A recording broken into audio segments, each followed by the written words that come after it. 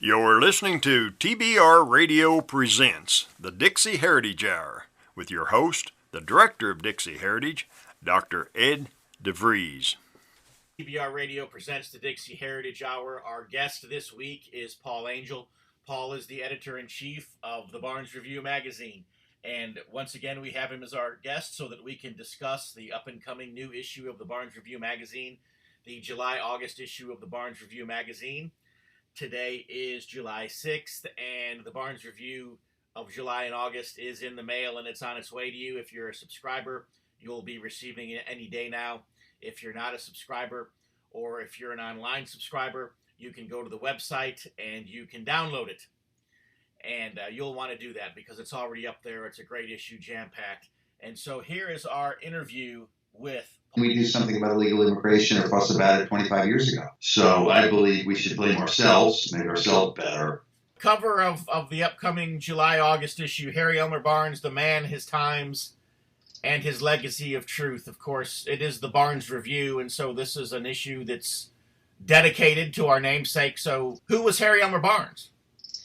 Well, Harry Elmer Barnes is looked upon as the father of historical revisionism. And as I was telling you off air before we began our interview, Barnes was a guy who was fooled by government propaganda for years before World War I. He was born in 1889, died in August of 1968, which is why he is featured on the cover of the July-August issue of the Barnes Review. So listen, he was a well-respected American historian for a while, and he taught at Columbia University during a little bit after World War I. He was a freelance writer. He was a prolific writer, and so as I mentioned to you, before World War I, he was completely taken in by the war propaganda and began writing anti-German pieces, which were so virulently anti-German that even the propaganda departments of the United States so rejected them. But being an open-minded guy and a real scholar who believed in looking at facts, he decided after the war was over, after he had begun a little bit of research about it, especially about the causes of the war, and believing that the war guilt should not be assigned to Germany only. Of course, this was a complete flip-flop. But he didn't really come to this opinion. He was leaning that way, but he went over and started talking to the Axis leaders. I think he met with the Kaiser, he met with some Austrians, and he did a little bit of research. As you know, history changes because documents are released, and in our own country, we know we learned quite a bit from released documents about his assassination of Kennedy, et cetera, et cetera. And he completely changed his mind. By the time he came back, he had believed that the Germans were about the only European power at the time who had actually been working diligently for peace. And when he looked at it, he began to believe that the bankers and the industrialists and the global elite, we'll call them, were manipulating things from behind the scenes as well. But there's also documentation released about the Serbian involvement. There's always a big debate. Who caused World War I? Who started World War I? Well, the Americans and the Brits and the French like to say the Germans did it. But Barnes, I think, came to believe that Serbians were as culpable as anybody for that war. Interestingly, he was a Serb, right, who, Gavrilo Princip, who knocked off the Archduke, who was one of the heirs to the throne, Franz Ferdinand, right, and his wife Sophie in Sarajevo. An interesting story behind that, too, just of the calamity of errors that ended up leading Princip to the spot he was on the corner there drinking a cup of coffee after they practically missed the chance to knock him off, and there they were, the Austro-Hungarian royalty, and he just popped out and shot him. But anyway, it turns out that there was a lot of subterfuge going on that Barnes was able to discern from the secret documents that were released. Serbia would refuse to do an investigation, an internal investigation. They agreed almost to it. Austria was obviously mad that they had knocked off the emperor was, right, Franz Joseph, right, and this was I think his younger brother, right, Franz Ferdinand. And so he was mad, but he kept patient, and he asked for the multiple points for the Serbians to agree on. The Serbians were looking to regain, I believe, Montenegro and another one of their little principalities that's part of Yugoslavia now. So it turned out that the guy. It turned out that one of the guys was tied in was I forget they called him Apis the Bull, was one of these the Serbian military officers, and he had been communicating in some fashion through secret avenues or communiques with these group of assassins, and they were really just a bunch of muggers and street thugs who ended up killing the Sophie and Franz Ferdinand. But it turned out that this guy was also at the center of knocking off King Alexander, I believe, and Queen Draga. Remember that from Serbia earlier. So here's just one guy that pops up that nobody even knew about, who seems to have been involved in an attempt to wipe out the existing monarchical situation or secession in Serbia. And then all of a sudden he's tied directly to the killing off of part of the royal house of the Austrians. And so Barnes looked at that, and in the end, he wrote a book, right? One of his bigger books, although I must say, as he wrote these books and changed his mind about German war guilt and war in general, that was the first black mark against him from the establishment, because he was becoming a pacifist, said war was unnecessary, war only enriched the bankers and the industrialists and the armaments makers. Very rarely does the common man in any way profit from war. He just does the dying and the bleeding and the paying. But he wrote the Genesis of the World War, I believe it was called. And in it, the establishment didn't really like what they saw there, because he tried to exonerate, and to some degree, to his belief was the truth, any culpability for the Germans. And he was starting to place the blame on the Russians and Franco-industrial, French, Russo and Franco industrialists and others. And so that was his first black mark. Well, by the time he came along, he started analyzing years later World War II, for instance, and Pearl Harbor, and our treatment of the Japanese, how we had nearly manipulated them into the war. The Japanese were doing quite well, of course, taking over Manchuria and in China, and they were brutally efficient in the Southeast Asia.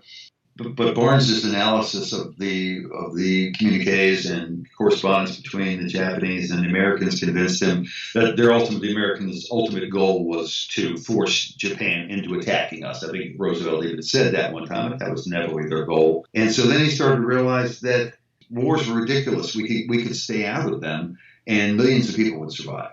And so by this time, Barnes couldn't get his books published by any major publisher, any mainstream publishing house, and he was published his own stuff. And would have been, by the way, there were other well-known at this point in time, and also smeared in that era. Historians were working at the same time. One of his friends was Charles Beard. Charles Beard will pop up, perhaps, Ed, in one of your old U.S. history textbooks, maybe even one. I had one here. I was surprised. I believe it was from the early 60s, maybe before, with Beard and Barnes as editor. Just U.S. American history was a textbook for schools. Well, those days were long gone for both of them. There's an article about Beard in this, and he and Barnes were both smeared and discredited and vilified, et cetera, everything they could do to stop their work. But anyway, by this time, Barnes was persona non grata. But that's okay, because he ended up meeting Willis Carto, and he met many, many people at the time. He was an associate. Barnes was, in intellectual circles, was talking to all kinds of writers who were also kind of blacklisted at the time. But of course, Willis Carto in 1955 started Liberty Lobby, and he also had the Institute for Historical Review going. Later on, I believe in the 70s maybe, he had Liberty Lobby. He had the Spotlight newspaper. He had, and specifically the Institute for Historical Review, in which they began to talk about war guilt and, again, the driving forces behind these ridiculously expensive and bloody wars that did nothing for the Europeans or the Americans, to be honest with you. It's been nothing but disaster since then. And so they became acquaintances. And Carto, of course, being a contrarian publisher, a nationalist, was quite interested in the piece. message of Barnes and published some of his books, and they chit-chatted and talked about things. Barnes was an interesting guy. I can't tell you all about this guy. The Wikipedia article, to some degree, if you go there, it does have some very interesting stuff about Barnes. I mean, he was a free thinker. In some respects, he was a liberal. In some respects, he was a conservative. But in the end, Willis was so impressed with Barnes. Barnes died in 1968, August, so that's why we dedicated this cover to him and this issue. He was so impressed by the man that when Willis started this historical magazine in 1994, he named it after him, called the Barnes Review. And so the Barnes had some famous quotes. The first casualty of war is the truth. Revisionism is to what's our own motto on the front. Read it off the cover for me. Bring history. That's actually page 2. Bring history to accord with the facts. Look at the facts. Don't let wartime propaganda color you. And so then, if you think that Barnes was persona non grata in the 1940s or 1950s, whenever he was writing his book on World War II, the causes of World War II, then wait till he started talking about the Germans and the World War II concentration camps, and that was it. Right then he was just known as a horrible anti-Semite because he had questions about the number of Jewish victims and Gypsy victims and Soviet victims and American victims of German concentration camps, and the possibility that gas chambers were not used to kill them, and most of them died of disease and starvation. He was like the first guy who openly discussed this stuff, although Willis always said it was David Hogan, the author of The Forced War, who had given him a secret manuscript many years before to publish, which we do sell. It's called The Myth of the 6 Million, I believe. But after that, Barnes was pretty much done. But Barnes was still popular amongst this movement he had created in revisionism. Now, our lead article is by Barnes in this issue, and it's his famous, and believe me, he's fighting it today. It was so apropos. It was about the smother out, what he called of history. And he talked about how mainstream academia had no interest in giving you the truth, that it was their job to foment and continue on the myths of the victors who write the history. And a very good article. I mean, you just see how intelligent the man was. And you mentioned this to me. What did you say to me about Barnes? He was one of the most intelligent people you ever read, or something. Well, you were impressed by him. If you're impressed by him, then I'm impressed by him. So just to know. But anyway, so he talks about it. He talks about what the honest scholar goes through, the methods that they use to smother out the history, why they do it. Why, for instance, a guy like Hitler, let's say Hitler wasn't the most evil man in history. Well, he kind of has to be for us to justify the fact that we sided up with that butcher Stalin, right? And the Soviets, the communists, who were just continuing on the legacy of Lenin and Trotsky, right? More or less. I mean, they had different views of what you might call Trotskyism and Bolshevism and communism, one being more international and one being more domestic. But the fact of the matter was we were teaming up with the butcher. You can't have that come out in history, especially when the death toll for the Soviets from the early 1920s to 1960 was in the 60 to 70 million dead range. Well, that doesn't work. So Barnes understood that when you find a guy like Hitler, you got to make him the worst enemy, the worst evil person that the world has ever seen. Otherwise, your bogus narrative doesn't really have much of a foundation. So over the years, by the way, Willis attracted many of these guys who couldn't get their work published. And the Institute for Historical Review, up until the early 1980s, I still think they try, publish these amazing wealth of information. And most of these guys were inspired by or worked with Harry Elmer Barnes. He was at the core of this whole movement. This magazine wouldn't be around without him. Not that we wouldn't have somebody to name it after, but it just wouldn't exist because he's the one who practically, and you wouldn't think that you would have to invent this. Look at the facts, see where the facts take you, then make a conclusion.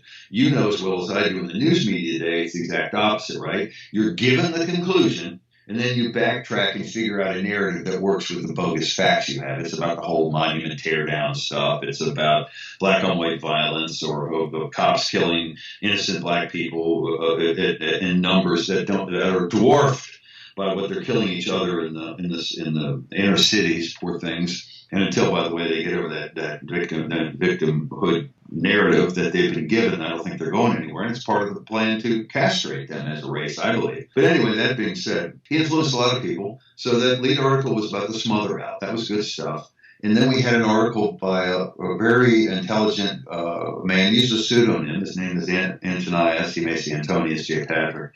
And he can't put his name on an article in this day and age defending in any way the beliefs of Barnes, or at least their method, or their modus operandi, how they get from point A to point B in the factual narrative. And he talks about Beard, and that was interesting too. I didn't know Charles Beard was completely deaf, and so one of the ways that they could smear him, his critics, because he came to believe that bankers and industrialists as well were manipulating history and setting things up, and that the global elite was the ones, et cetera, et cetera. The same line that we've been harping on for so long that the America First Party harped on in the days of Charles Lindbergh.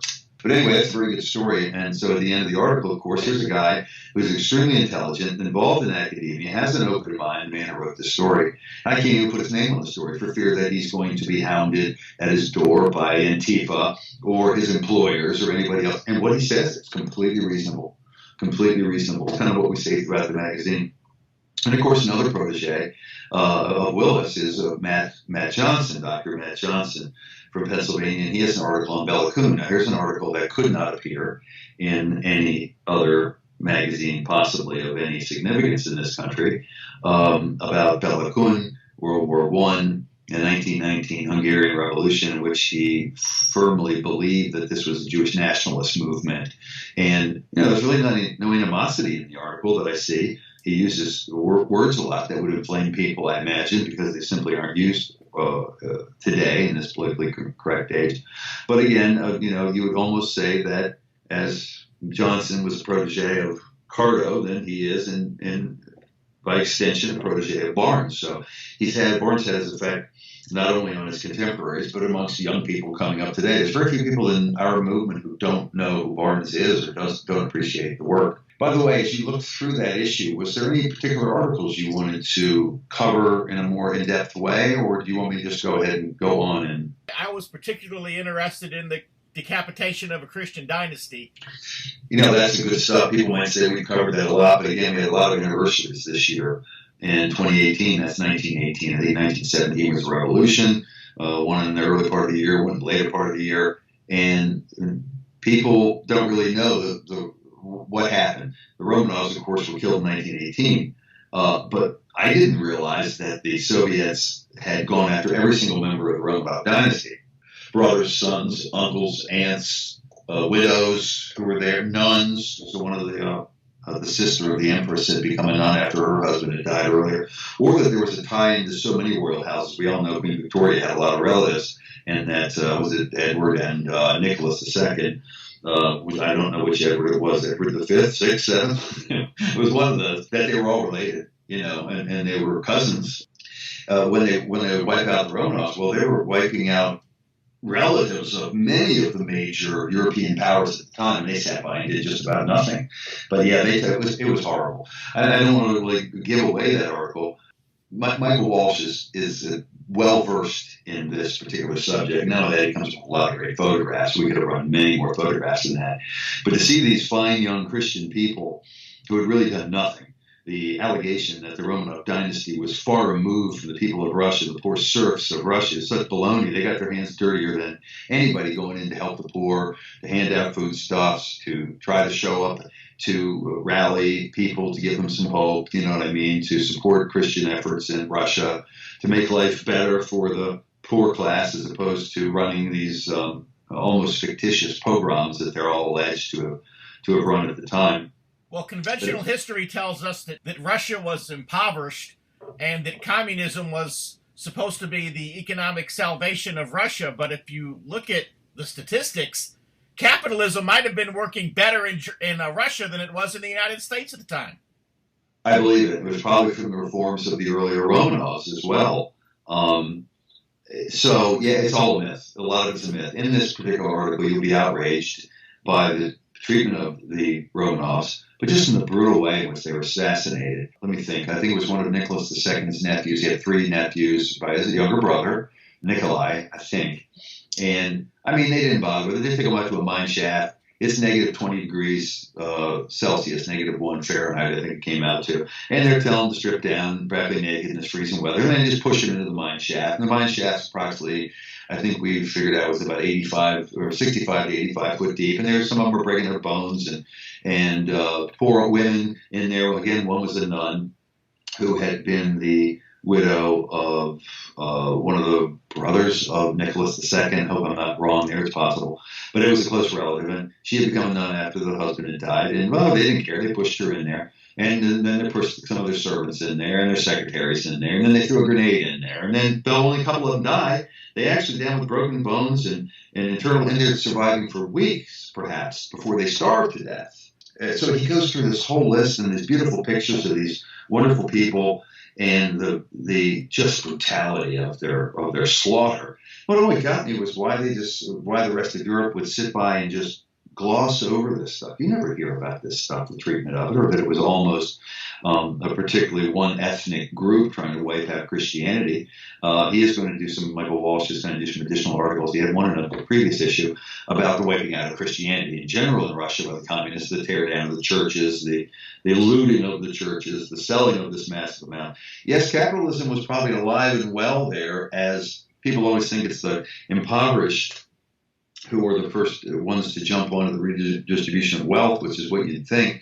But that really it's the lower middle class that is what you need. And of course, this is exactly who was harmed the most by communism in Russia, as far as I can tell. Yeah, that's an extremely good pictorial article. There's a long running story that goes along with it. He had some very interesting pieces. He submitted a piece late on a mystery photograph that had been found in the archives, and a lot of stuff has come out in Russia now. They're talking about this stuff now. Remember, Russia is supposed to be the place where all information is censored by the state, right? Well, that's not true. It's here in the United States and in Western Europe where this is happening, where people get locked up and people are losing their jobs. And one guy here in the United States, right, killed himself because he was hounded by Antifa and fired from his job and everything else. But here they're talking about this again. It's 2018. It's the big 100-year anniversary of the slaughter of the Romanovs, and lots of stuff is coming out about this. And it's good that things are being talked about. I don't know if you would really see an article. You might see this article in Russia, but you wouldn't see this article in any other American publication. What I find interesting about that is that all of the royal families of Europe were interrelated through, blood and marriage. And so where were the other royal houses of Europe when this was happening? Because essentially it was their own family that was being slaughtered. So where was the British royal family or the Norwegian royal family or the Danish royal family? Pick your European monarchy. Where were they while their cousins were being slaughtered? Sitting by quietly, evidently. And so apparently the bankers must have had that much hold over them that they would just sit by passively and allow their family to be slaughtered like that. Well, sure, that is one of their ways of working and gaining influence, as we've known for many generations, to offer loans at amounts that can never be paid back, And so, unfortunately, too many royal houses at the time were taking advantage of the moneylenders, and this goes way back, even to the time of the Templars, right? I mean, this is one of the reasons they were wiped out, I think, is because they held so much debt of the royal houses. So it's the same story that's been going on forever. I will say that modern technology, photography, and even in this era, more so than then, but really allowed things to be documented like never before. I always wondered, wouldn't it have been nice to have been able to have moving pictures in the times of the Romans so we actually knew what was happening? But I have no idea. They were either that or they were too scared, because they knew pretty easily what could happen. And this was regime change, is what was happening back then, as it is happening today. And I imagine they thought they might be in a chop block. A lot of these royal houses were just happy as clams that they could get through the war and still be in power. And these were some of the smaller nations around. Who knows? I don't know what really happened in Sweden or Norway or Denmark and in World War I. I mean, it's a lesson. It's a lesson to be learned that even though one of the most powerful Christian monarchs in the world could be so easily ousted and then treated so profanely without anyone raising really a hand or a voice in objection. So, yeah, there's powers that are greater than the Christian monarchs of the time. That's for sure. But, it's funny when Russia's your ally in World War I, which they were for a little while. You want to keep your ally, and you have other concerns, fighting two front wars, who's going to be fighting Germany on the other side, et cetera, et cetera. You don't really care who gets slaughtered. It's like the end of World War II. Did we not know when we handed over Eastern Europe to the Soviets that there was going to be a bloodbath? But I do believe Russians were bounded. The very fact they're talking about this, the very fact that their Christian faith lasted through this horrific period, and they tried to wipe it out, but they couldn't. The Russians were devout. At any rate, I think that's definitely an article that people would want to find and take a look at in the Barnes Review. And I know you'll plug us an advertisement in there, but great looking magazine, lots of other stuff in there. There's other articles in there about other topics. I think a print copy is $10, and if you subscribe, it's $36 for a year with this in PDF format. Or you can get the print and the PDF for just $56. It's well worth it. You're never going to see anything like this anywhere else. For instance, in that issue, I got 2 articles by you. We'll talk about my 2 articles here in a minute, but first, a word from our sponsor, the Barnes Review. If you love listening to the Dixie Heritage Hour, then I know that you'll love reading the Barnes Review. The Barnes Review is one of my favorite magazines. I began reading the Barnes Review long before they became a sponsor here on the program. In the Barnes Review, you will read vignettes of man, from the prehistoric to the very recent, from forgotten races and civilizations to first-person accounts of World War II and the late Cold War. There's just not a more interesting magazine published today, nor a more significant and important subject than real history. So if you'll visit www.barnesreview.org, that's www.barnesreview.org, you can find out how you too can become a subscriber to the Barnes Review. You can subscribe to receive the Barnes Review by mail, or you can subscribe to receive the Barnes Review electronically in PDF editions. Or you can subscribe to receive both. That's what I do. So visit www.barnesreview.org and subscribe to the Barnes Review. I think a lot of our listeners will know that there's a disaster happening in South Africa. But your article in particular talked about the farm murders and how they really shouldn't be farm murders. It's really a genocide. And at that rate, there won't be too many left. Yeah, I mean, it's amazing. It's as though the government of South Africa has basically told the black people to murder the white people and take their property with impunity. Don't worry about it, because we're not going to prosecute you. We're not going to punish you. There'll be no consequence under the law. Just go take what you want. It's almost like government-sanctioned anarchy that's resulting in thousands of deaths every week. Here, you don't hear much in the nightly news about this. And the brutality you described, and by the way, there's a follow-up article afterwards by Clint Lacey, talking more or less about how there you have 2 choices here. You can either stay and probably die, or you can flee. And the fact of the matter is, the United States government... Where would they flee to? Because the other countries aren't giving them asylum. They're not taking them. So Clint's article is an urge for the United States government to get involved and give these people fast-track asylum here. And I think about these Boer and British farmers, for a lot of them, right? Man, just what we need here. Hardworking people to come over here. They speak English. They respect Western civilization, I believe. So if they were black African Muslims, they would be fast-tracked here and given asylum status. That's correct. And I think that, as I've said before, if we were the white tiger instead of the white people, well, they'd be out there trying to preserve us. But our numbers are dwindling in such so quickly in South Africa. But also our reproduction rates are low and being outproduced, that this poor endangered species won't be around too much longer in anywhere in Africa. And of course, we all know South Africa was a lot better than it is now. He had job opportunities, he had health care, he had consistent electricity. He wasn't enslaved, and many blacks are predicting that should the whites continue to wipe down South Africa, that there's going to be a lot of starvation going on in that country, and the blacks are going to suffer right alongside the remainder of the whites who have remained.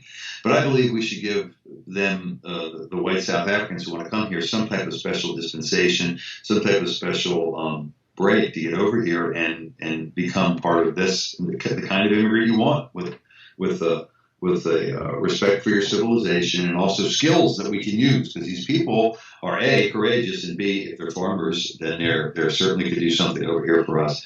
I don't know what's going to happen. Doubtful it's going to happen. I don't even know what the UN has done about it. Do you know if the UN has addressed at all the white genocide in South Africa? They've not. I know that Australia has begun to take some of them in, but they're limiting the numbers, which is why they're not just all fleeing to Australia. I do know that Australia has taken a few thousand refugees. They're putting them on waiting lists. It's a very slow process. So. Well, they need to speed that process up because, as I mentioned earlier, the brutality shown in these attacks is animalistic. Blowtorches for torture, electric shock, merciless beatings, rapes, people tied up while their family members are tortured, beaten, and killed, automatic drills being used on these people. I would be out of there myself, but unfortunately, a lot of them have been impoverished themselves, and I hear there's large homeless communities of white people in South Africa who are just languishing there in these camps. And I don't really know what's going to happen, but I would say that this is a perfect example of the double standard that's being, as you mentioned, with the North Africans or Muslims from Iraq or other war-torn areas coming over to Europe and being embraced. And by the way, I've seen the pictures of France now. You might as well give up on France because France looks to me like it's no longer a white Christian nation. You see the number of Africans and others who are sitting on the steps of Notre Dame all day long, trash all over the place. I'm thinking, what has happened to that country? But it's a warning for all of us that we need to make sure that those people we allow in the country are able to participate in our civilization, but also who want to become, say, Americans or Brits or whatever. And it is helpful. I think it's the exact reason why we don't get them, but it is helpful when they share something with us. A religion, I think, makes it's easier for immigrants to come over. At least they are practicing a faith that is the predominant one still in the United States. Not that we're going to discriminate against that, but they have to be able to fit in some way. Okay, and this is not what's happening. We're getting large numbers of unassimilable people, or people are bending over backwards to make sure that they can retain their own culture and their own beliefs, and which is fine if you want to celebrate those things. But at the end of the day, you need to be an American and speak English, I believe, and be able to contribute to the society in some meaningful way. Exactly what these South Africans would do, and exactly what others were bringing over here is in direct violation of our old immigration laws, which insisted that they bring some skills with them. And that kind of brings us to a peripheral but related news item, which is the way that they manipulate things for the public with the dreamers, right? The scenes of the mothers being separated from the children. And we have an article at American Free Press because a lot of us work for both organizations, or some of us anyway. And there's an article on the American Free Press website, americanfreepress.net, which was posted yesterday about the truth about this whole illegal immigration stuff. But it is one of the purposes of the Barnes Review is not only to bring history and cover the facts, but it's just to try to provide some bastion for conservative belief about history, for rejecting this propaganda that we see. And you know it. All you have to do is turn on the news and listen for 10 minutes, and you'll see that nearly 95% of what's coming out of their mouths is lies. I think the only thing that isn't a lie, they come out and go, stay tuned for a commercial break.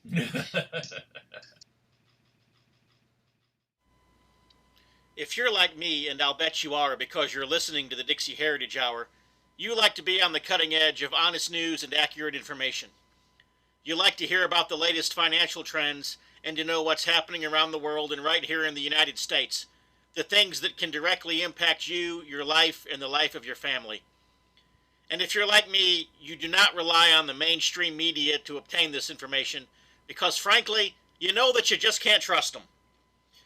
Fortunately, there is an alternative news outlet with a long-established track record for honesty and integrity, and that is the American Free Press. AFP is the preeminent alternative, independent news source for honest, hard-working, truth-loving Americans. AFP is the antithesis of the controlled, lamestream media. AFP is employee-owned and has been so since its founding. Because of that, AFP never has and never will allow advertisers or special interests or big money to dictate what appears in the pages of the American Free Press newspaper. 26 times a year, the American Free Press newspaper can be delivered to your door, packed with the kind of uncensored news that I know you're going to appreciate. AFP covers the stories and tells the truth that the lamestream media is frankly scared to touch. and AFP offers real, on-the-scene reporting and commentary, the likes of which you will never see in the Washington Post, the New York Times, ABC, NBC, CBS, CNN, or just about any other lamestream news source that you can think of.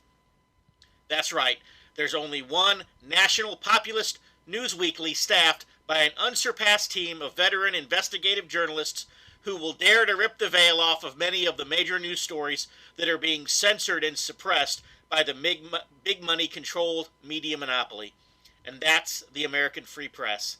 AFP publishes exciting, in-depth, uncensored news and information that's grassroots and patriotic, information that Americans need to know in order to combat the growing police state. AFP stands firmly against the New World Order and against those who are working to establish a global plantation under the rule of a powerful few. In short, AFP is your voice. If you have any doubt why they want to silence AFP, you must be relying on the lamestream media for your news, and folks, that's a big mistake. If you're ever dissatisfied with your subscription to the American Free Press, their guarantee is that you just drop them an email and they will gladly refund the unused portion of your subscription. So what are you waiting for?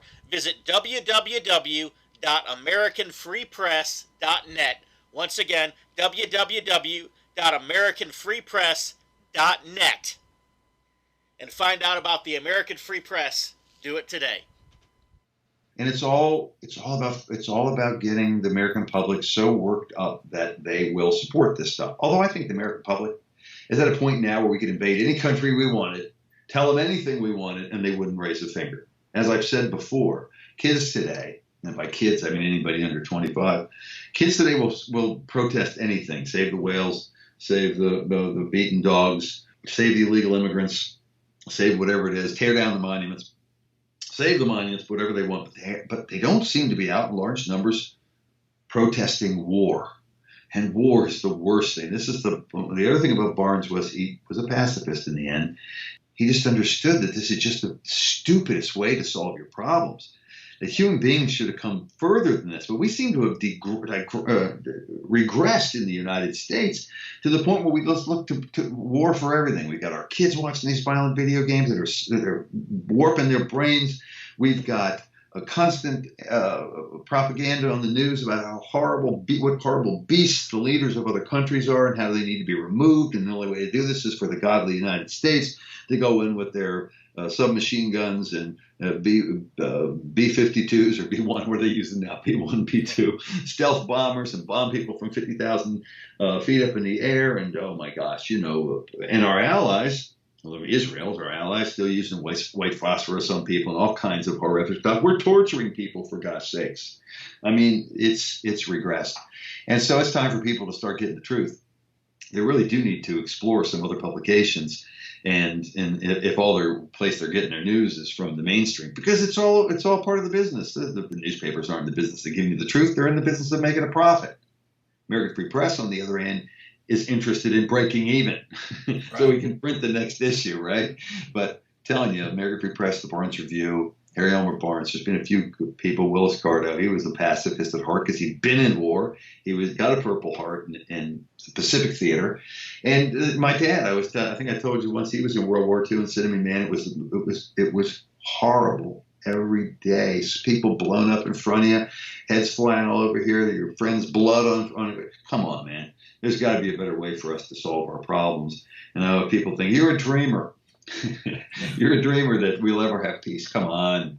And I think that we've seen it recently, no matter what happens with it. But Trump actually talking to this North Korean leader, Kim Jong-un, is exactly what we should have done forever. You have to talk to your enemies to make peace. You can't just ignore them like John McCain wants to do and threaten them. And these other warmongers we have surrounding him. And I don't know what Trump is at heart. I'm still up in the air. But my gosh, he did more than any other American president to at least bring people to the table to work for peace. And do they really think we want to get in a war with Russia, China, North Korea? Who knows who else?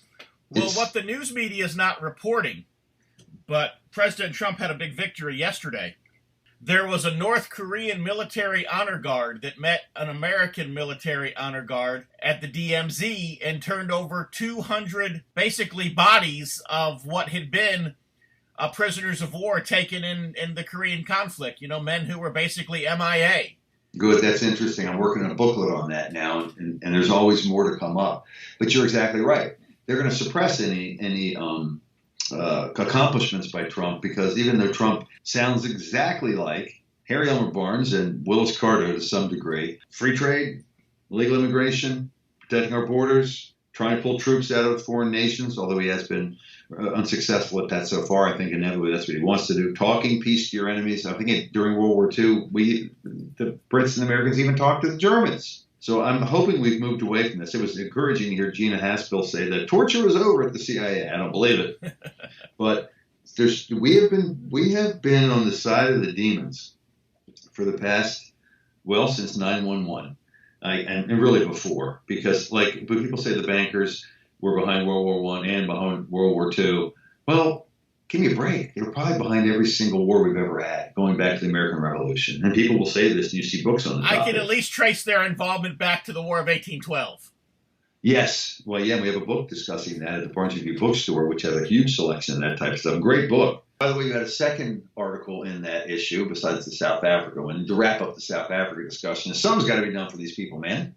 Yeah. Something has to be done. They're trapped in time. But South Africa, although it was condemned for its apartheid policies, was still considered an extremely formidable nation to deal with, especially with its wealth. And it's done now, as far as I can tell. I don't know what they're doing with it. Now, we also have, we love to cover other parts of history, of course, but it was interesting, and counter stuff, counter propaganda. You remember that movie a few years ago with Matthew McConaughey, the Free State of Jones, right? And it was a multicultural dream where he married and fell in love with a slave girl and a former slave, whatever it was, and his people rose up against the evil Confederacy in this southern state. They turned it into a real liberal, anti-Charlottesville type of thing. We'll say, that all white people are evil, all Southerners are evil, the whole thing. Well, there were other counties that seceded from the Confederacy, but they didn't do it for the slavery. They didn't own any slaves. These were hill people up in Alabama, poverty-stricken, but they just wanted to be left alone. So they kind of said, look, we're not going to secede along with you, but we're not going to ally with the Union.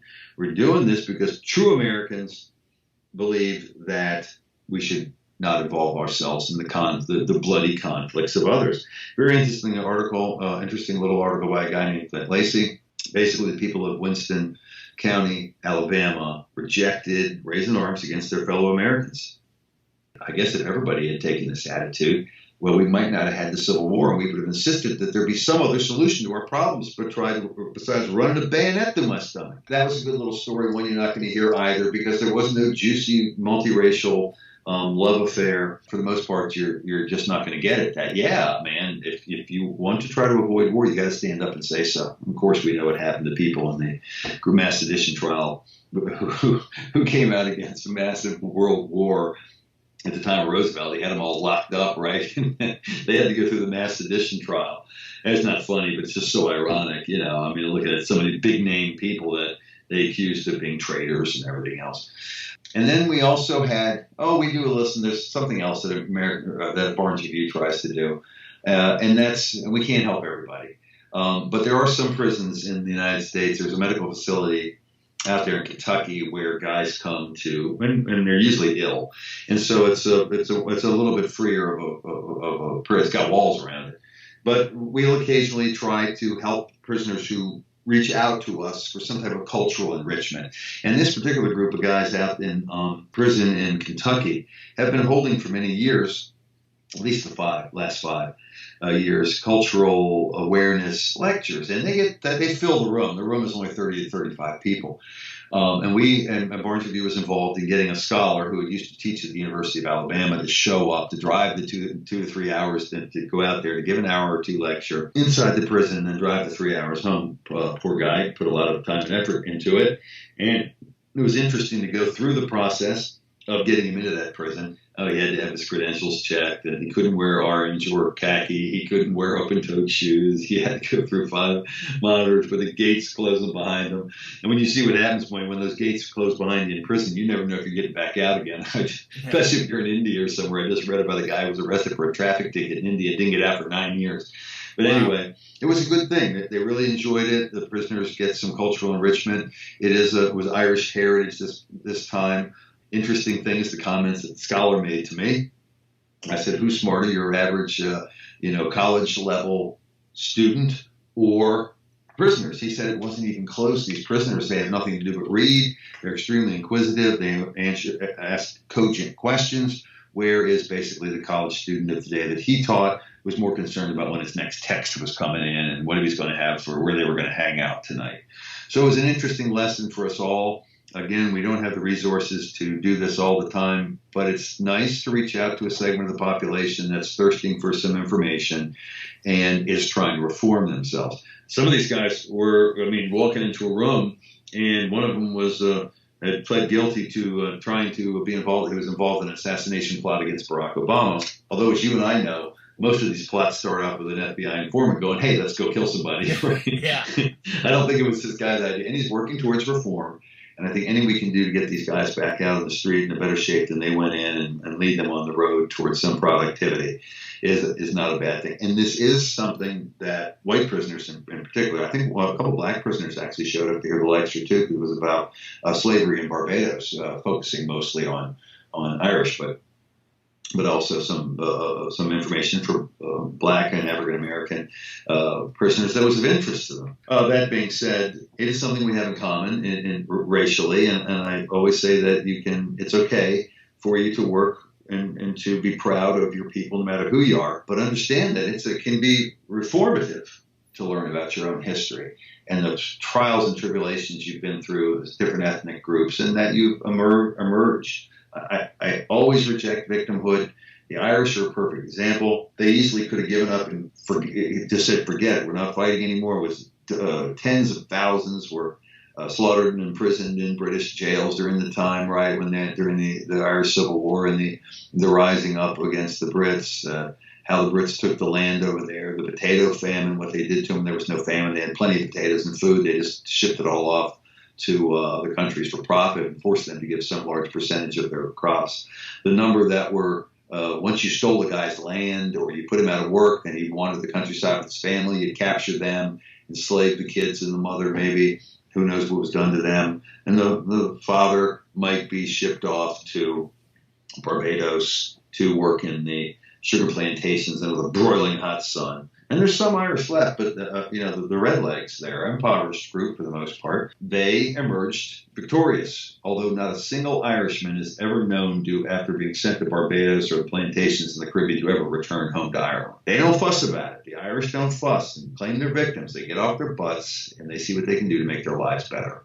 And that's a lesson for us all. So hopefully it's a lesson for these prisoners as well. We also had an article on the Willis Carto Library, which has been put together, an online library. Willis had amazing correspondence with some of the big names of the time. And I think I've mentioned to you that the number of FOIA documents we've received over the years on Willis's efforts in the 1960s and 70s was amazing how infatuated the FBI was with his efforts. But during the time, he also communicated with all kinds of people, names that you would know, big nationalists of the period, people on the fence, authors, decision makers, scholars, Taylor Caldwell, Tyler Kent, Alain Devenois, Derevalo Oliver, Lawrence Dennis, Carol Quigley, whoever it may be, William Buckley. You know, that relationship didn't go so well. But all this stuff's been posted online, scanned. His wife has done it. She's really put a lot of time and effort to it. It's always worth it for people to go there. It's www.williscartolibrary.com. I think you'll be impressed and buy something while you're there so you can support her efforts. Back to it, to wrap it up, I would say. So if there's anybody ever out there who wants to subscribe, it's a help. Make a donation. Take a look at us. Get a sample issue. I think they're free if you call 202-547-5586. I'll have to double check that number. But they'll ask them for a sample copy of the Barnes Review and look at it and think about it. And I also say support all kinds of independent news outlets as well, including Dixie Heritage and Free Magnolia and any other ones you can think about. A lot of them don't necessarily, and those groups do, but a lot of the other groups don't necessarily, although we're all nationalists to some degree, don't support us because we're not hard enough. Other ones don't support us because we're too hard on particular subjects. But listen, I don't really care about all that. Just go ahead. We'll support anybody who's out there trying to get an independent version of the truth out there, as long as it is the truth to some degree, and is doing it in a nonviolent fashion. So I always like to wrap up these interviews by encouraging people to get out there and find alternative sources of information. Make up your own mind. Well, we had an article in this past issue of a book publisher in Germany whose house was raided by the jackbooted thugs, basically kicked his door in and took everything in his house just because his publishing company had published a book that didn't line up to the official government narrative of World War II. Now, the book was called Tell the Truth and Shame the Devil, written by Gerhard Menuhin, the Jewish son of Jewish violinist, famed Jewish American violinist Yehudi Menuhin. And so the guy who we published in English Menuhin's book, and it did quite well. Castle Hill Publishers is currently doing it. Everybody should get a copy from Castle Hill or from the Barnes Review because we do get it from them. But this man published it in German. It was for scholarly purposes, which if you still have information that falls into that category in Germany, you can be okay, but not when you start talking about war guilt.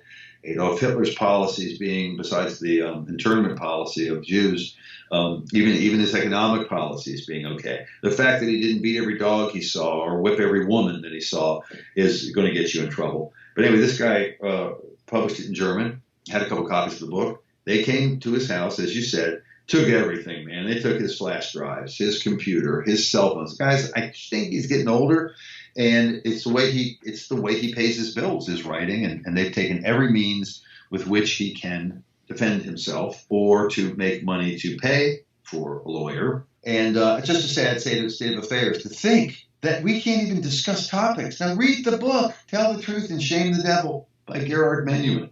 And he's pretty straightforward. Remember, you're talking about a Jewish author here being pretty honest. Wouldn't call him anti-Semitic, but he's been called anti-Semitic, which is hard to believe. But at any rate, read the book and tell people what you think about it. And if you think it's full of hate and the guy should be locked up for writing the book or publishing the book, well, then maybe you belong in another country. But up until the past several years, really, it's been years they've been pressuring us for writing stuff about World War II history. But it's only been the past couple of years where they had the all-out assault to cut off all revenue from the internet, which is what they worried about. They started worried because they started seeing more questions about whether these events in World War II happened and not how they happened.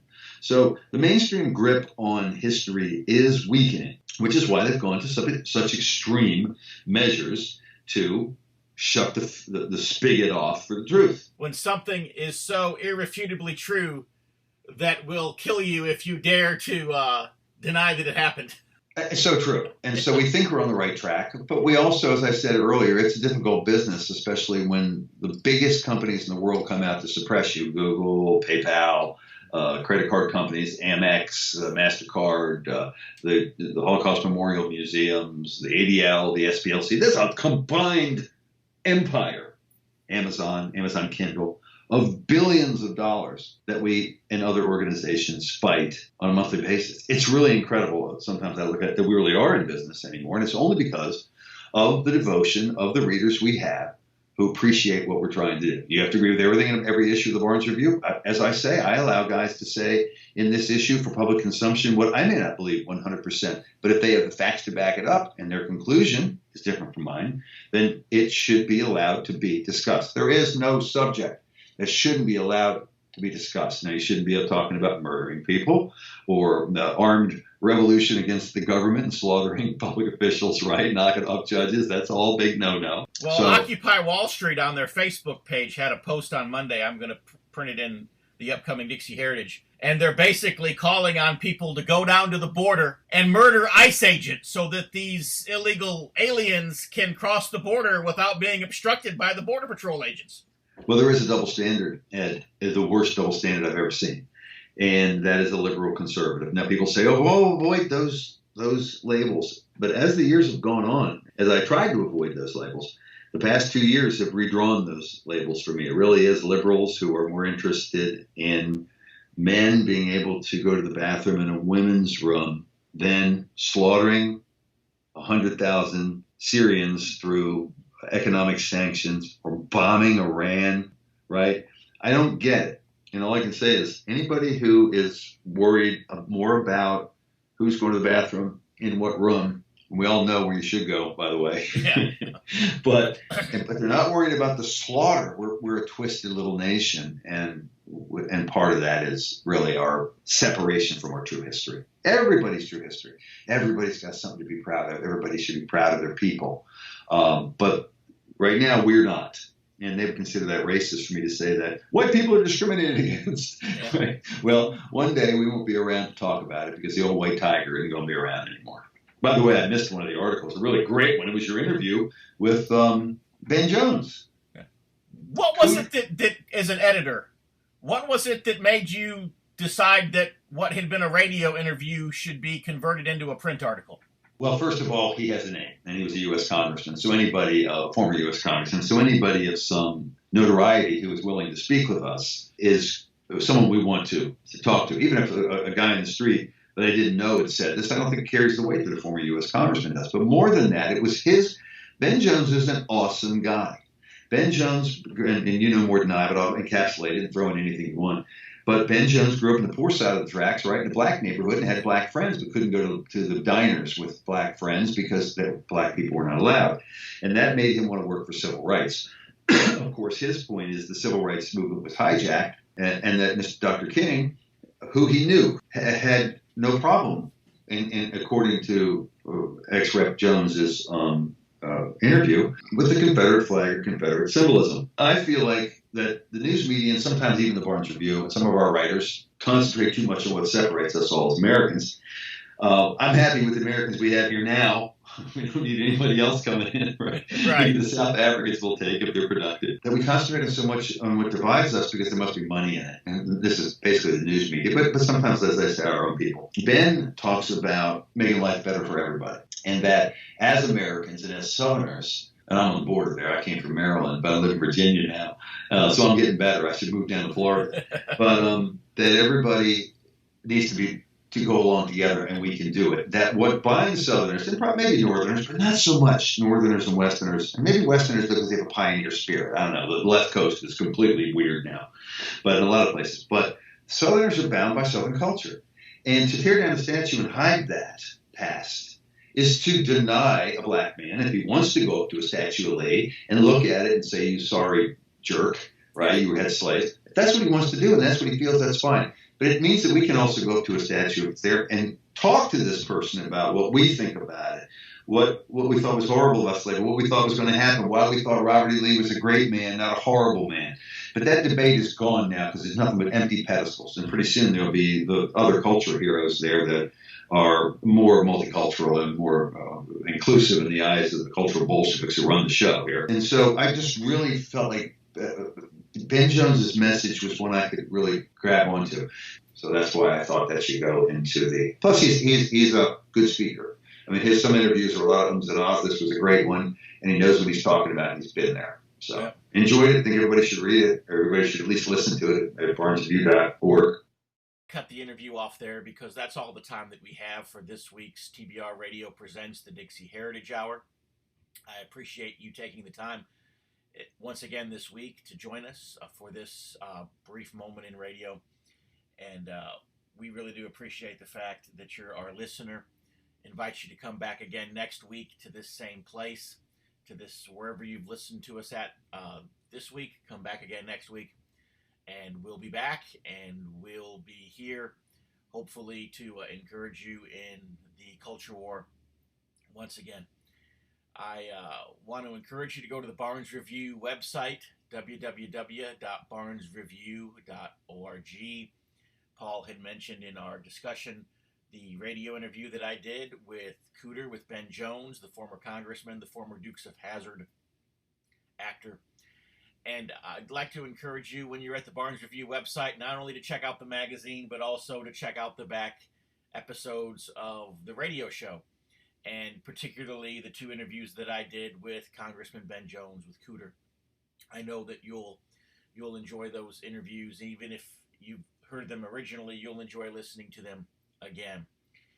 And I know that you'll enjoy reading this upcoming issue of the Barnes Review. Of course, I've already had the privilege of reading it in advance. I was one of the editors doing some of the editorial work on the magazine, and so I got to read it almost a month ago. And let me just tell you, this is one of the best issues of the Barnes Review that I think has been out yet. And so you'll really enjoy it. Also, check out my website, www.dixieheritage.net. I want to send you a free copy of my book, The Truth About the Confederate Battle Flag. And also, I want to send you a free copy of my weekly email newsletter, the Dixie Heritage Letter. So be sure to go to www.dixieheritage.net. Give us your email address, and we want to get those free materials out to you as soon as possible. So for all of us here at TBR Radio presents the Dixie Heritage Hour, thank you once again, and God bless. See you next week.